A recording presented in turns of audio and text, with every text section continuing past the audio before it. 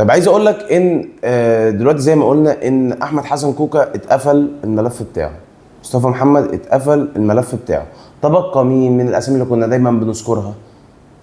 تبقى اسامه فيصل. اسامه فيصل اللي اتقدم له 3 عروض بالترتيب كده: اهلي، بيراميدز، زمالك.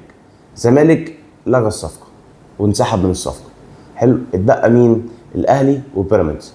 طيب دلوقتي كان الاول في الترتيب في الرغبه في التعاقد مع اللاعب هو النادي الاهلي، يليه بيراميدز.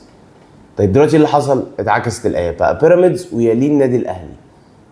بيراميدز بقى قريب قوي للحصول على خدمات اللاعب، والاهلي ما قفلش الباب بس لسه هو عرضه اقل شويه من بيراميدز ورغبته اقل في التعاقد مع اسامه فيصل. طيب امال النادي الاهلي هيعمل ايه؟ اقول لك النادي الاهلي من حيث وجهه نظري انا ان النادي الاهلي